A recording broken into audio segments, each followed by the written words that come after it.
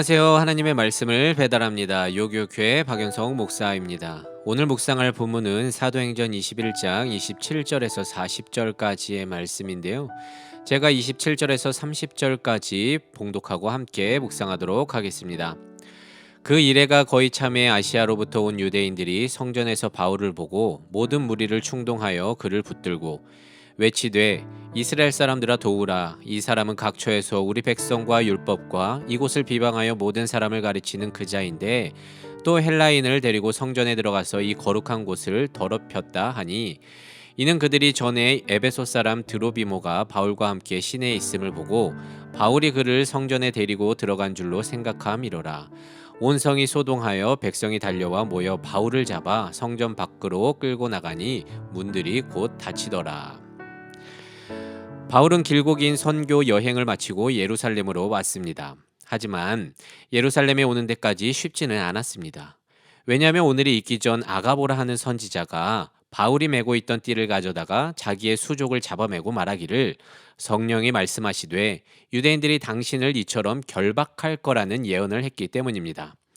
그래서 바울을 아끼는 동료들이 더욱 그에게 예루살렘으로 가지 말 것을 강권했는데요. 하지만 바울은 비장한 각오로 나는 주 예수의 이름을 위하여 결박당할 뿐만 아니라 죽을 것도 각오했다고 하며 그들의 만류를 뿌리치고 지금의 예루살렘으로 내려왔습니다.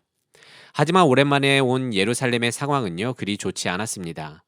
바울은 그리스 문화가 지배하는 이방 지역 한 가운데로 들어가서 유대인 디아스포라와 헬라인들을 향해 열심히 복음을 전하고 왔거늘 예루살렘에서는요, 바울에 대한 오해와 반감이 퍼져 있었습니다. 그러니까 바울이 그곳에서 모세를 배반하고 할례도 행하지 말라고 가르쳤다는 것이었습니다. 당연히 그건 사실이 아니었습니다. 그래서 바울은 이들의 오해를 풀고자 하여 유대인들의 정결 예식까지 참여하며 자신은 그런 사람이 아니란 걸 보여주고자 했습니다. 그런데 그때 에베소 때부터 괴롭히던 자들이 이곳까지 쫓아와서 안 그래도 상황이 좋지 않은데 이번엔 바울이 성전에 헬라인 이방인을 데리고 들어갔다고 모함합니다. 그들은 바울이 시내에서 이방인 드로비모와 함께 있던 것을 보고 성전까지 들여보냈다고 지레 짐작한 것이었는데요. 참 어이없는 일이 아닐 수가 없습니다. 하지만 그 선동이요, 통했습니다. 그래서 바울은 그렇게 반율법, 반성전주의자로 몰렸고 금세 주위 유대인들은 바울을 잡아 성전 밖으로 끌고 나가 죽이려고 했습니다. 그런데 다행인지 불행인지 몰라도 이 소동은 로마의 천부장의 귀에 들어갔고요. 그들은 시내의 질서를 위해 일단 바울을 결박하여 잡아갔습니다. 그리고 이때부터 바울의 감옥 행전이 시작이 됩니다. 하지만 바울은 그렇게 결박된 채 로마까지 가게 될 줄은 몰랐을 것입니다. 단지 그는 예수를 따르고자 한 발 한 발 내딛어 예루살렘에 왔을 뿐인데요. 그 결단으로 결국 그는 로마까지 가서 복음을 전하게 되었고, 거기서도 뿌린 복음의 씨앗은 로마를 넘어 전 세계의 수많은 예수 믿는 자들로 열매 맺게 되었습니다. 그렇게 바울을 향해 주가 하신 말씀, 이방인들에게 복음 전하는 사명이 이루어지게 됩니다.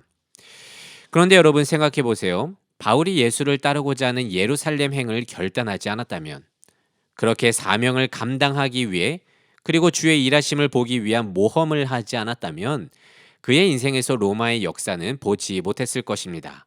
주의 말씀의 성취, 주의 일하심을 목도하지 못했을 거라는 말입니다. 이전에 베드로를 기억할 것입니다. 풍랑 가운데 예수님이 찾아오셨을 때 그만이 유일하게 위험을 감수하고도 믿음으로 물 위로 걸어간 적이 있었는데요. 그렇게 걸어보지 못했다면 주님의 위대하심을 몸소 깨닫지 못했을 것입니다. 보는 것과 직접 체험하는 건 다른 문제 아니겠습니까? 그래서 그가 수제자로 칭함받게 됐다고 저는 생각을 하는데요. 왜냐하면 배 밖으로 나와 한 발 내딛은 자만이 더욱 주를 알 수 있기 때문입니다. 이와 같이 우리의 인생 뒤어 한 발 내딛어야 볼 수가 있고 그래야 경험할 수 있는 게 있습니다. 그래서 기독 작가인 폴 트루니에는요, 믿는 자들의 삶을 모험으로 사는 인생이라고 부르기도 했는데요. 참 고개가 끄덕여지는 말 아니겠습니까? 모험, 이 단어 안에는요, 위험과 기대가 함께 공존합니다. 무슨 일이 일어날지 몰라 두렵지만 또 그렇기 때문에 두근거리기도 한다는 것이죠. 그리고 우리네 인생도 오늘의 바울처럼 주의 뜻에 순종하여 한 발 내딛어야 할 때가 분명히 있을 텐데요. 물론 무슨 일이 어떻게 일어날지 몰라 주 뜻 앞에서 주저할지도 모르겠지만 부디 믿음으로 모험의 봄으로 주께 더욱 가까워지는 모든 믿는 자들 되기를 원합니다. 그래서 나를 향하신 비전과 내 인생 속에서 행하실 주의 일하심을 직접 목도하기를 원합니다.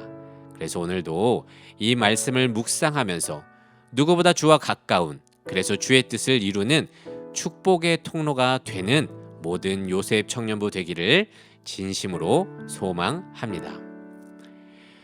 오늘의 말씀을 묵상하며 내 삶에 적용하기를 원합니다. 모험으로 사는 인생 속에서 담대하게 한 발 내딛어 전능하신 주님께 더욱 가까워질 수 있는 믿음 달라고 기도합시다.